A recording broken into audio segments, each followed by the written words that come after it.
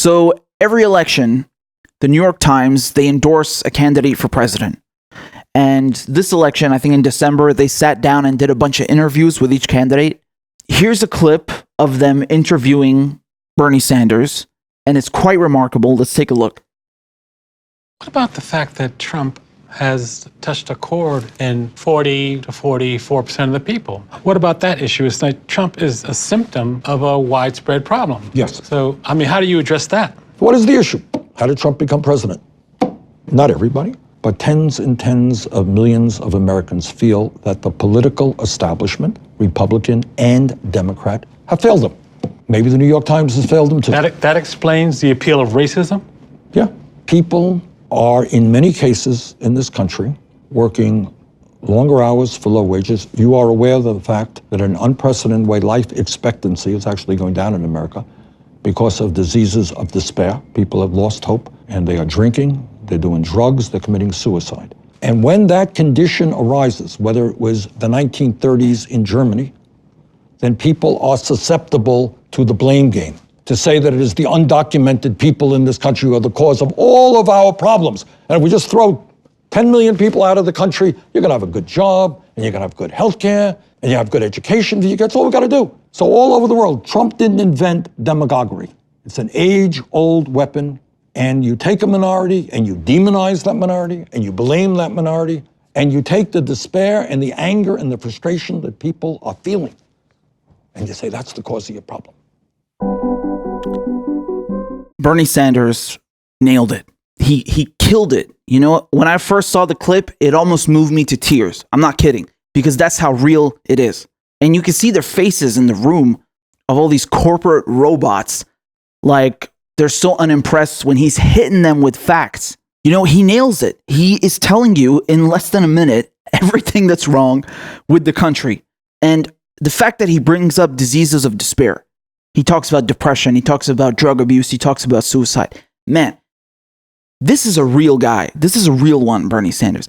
I can't remember a single moment ever hearing someone like Joe Biden or Elizabeth Warren talk about depression, okay? Or about diseases of despair, meaning depression, meaning anxiety, meaning drug abuse, etc. When have you heard any of these other candidates bring that up? When have you heard them do that? Me, when I see that, I feel that. You guys know I run all these groups on Facebook about mental health. I've dealt with depression myself. And when I see a candidate for president talking about this stuff, man, especially when he's the only one. I mean, we should all be talking about this stuff. It shouldn't be taboo or something like once in a while. No, but Bernie, he's always talking about it. He's always bringing it up. He's always acknowledging what's wrong with the fabric of society. Okay? And he hits the nail on the head. He's not sugarcoating things, and he's not giving some BS answer, right? Can you just imagine what Pete Buttigieg's answer would have been? They're going to give you this textbook copy and paste answer. Oh, well, you know, I think we should do the freedoms and stuff. And, you know, what people want is, yeah. No substance, nothing. No substance whatsoever. Those people speak so much just to say nothing. Always. You listen to them in interviews, you listen to them when they're on the shows, you listen to them when they're on the debate stage. Always the same stuff. They're speaking to say nothing. No meaning whatsoever. And Bernie Sanders right here, he's acknowledging your problems. He's acknowledging what's wrong with the country.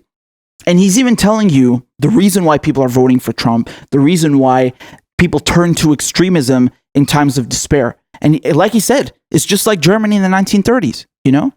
Now, in the 1930s, they passed the Nuremberg laws in 1935. And as a result, they were persecuting Jews because of this. You know, you couldn't participate in business. You couldn't participate in society. You were marginalized, and they became the scapegoats of the German society, right? And 4 years later, when they invaded Poland, Bernie Sanders' family, they were wiped out in the Holocaust. His parents are both Polish. So he knows what he's talking about. This is very personal to him. He's not just saying that to create some parallel. No, there really is a parallel. People turn to extremism in times of despair. And what he's saying is you got to get them back. You got to get him back. You know, it's just like when Bernie Sanders, he goes on Fox News and does a town hall, even though Fox News, you know, is not exactly ideologically aligned with Bernie Sanders. I mean, is MSNBC or CNN? But you understand, someone like Elizabeth Warren, oh, she doesn't want to go on Fox News. No, Bernie Sanders is going there to try to open people's minds and reach out to them because he wants to be a president for everybody, not just people on the left. He's trying to get back people and acknowledge their problems and give them solutions. Even though you don't agree with Trump and people voted for Trump, but he's trying to wake them up. And it's true. Like I said, people, they turn to extremism in times of despair. They vote far right. They do. You know, this is not just something that happened in Germany in the 30s or in America in 2016. This is a trend you can see all over the world. We know this. It's been studied. Okay? So he nails it, man. He nails it. He's telling you what's wrong with society and how to fix it. And I don't think any other candidate would have given such a comprehensive answer. You know they won't. Because this is exactly what Bernie Sanders does all the time. This is not a one-off thing. He's always saying the same stuff. And like I said, it's very respectful that he acknowledges, you know, mental illness, and not just here, but all the time. And he speaks about it consistently because no one else is doing it. And it is a fucking problem. It is a huge problem. And despite that, look at their faces, man. They look like he's insulting them or something. You know, it's either they're so far gone into the corporate, you know, the belly of the beast and the corporate establishment that they can't even comprehend what he's saying, or it's just that, you know, they know he's right. They know he's right, but they can't agree with him. They can't say nothing because I can guarantee you the New York Times has already picked who they're going to endorse before they did any of these interviews. All right. It's not going to be Bernie Sanders. You know, the moment where he says, like, maybe the New York Times has failed society. Maybe the New York Times has failed the American people. Man, who else? Could you ever picture Elizabeth Warren saying something like that? Or Pete Buttigieg or Joe Biden? They don't even have the fucking balls. They don't even have the stones to say that to them, to their faces. And this is not the first time Bernie Sanders does that. He's been calling out CNN to their faces, even the Washington Post. He doesn't care, man. That's why you know he's a real one, because he doesn't care.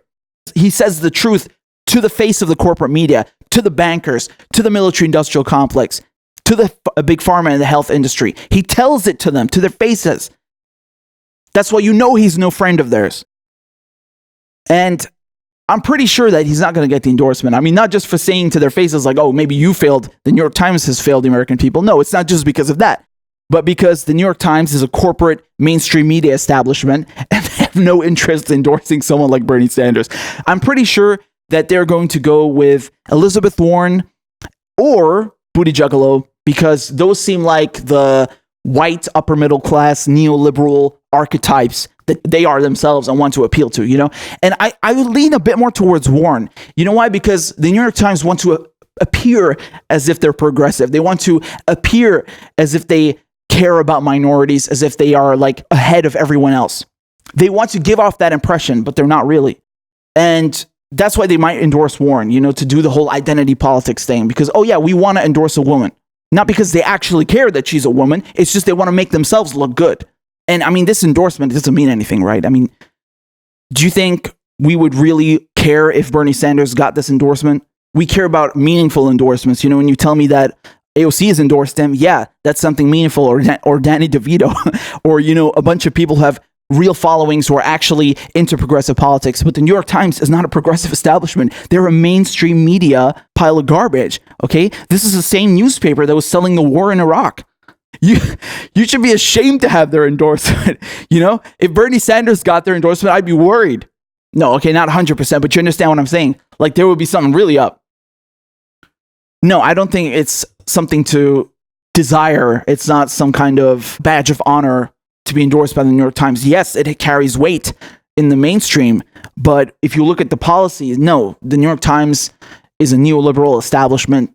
They're no friend of progressives, and they're no friend of Bernie Sanders. You know, so I don't think he's going to get it. I think it's going to be Warren or Buttigieg, because Biden, I think he's I don't know, man. Something tells me it's not going to be him. He's not young enough or new enough, or, you know, he's too vanilla neoliberal, right? But Buttigieg, he's young, he's more fresh, and, you know, Elizabeth Warren is a woman, and she claims to be a progressive. So if the New York Times endorses her, they can also pretend to be progressive without really being progressive, because neither of them are.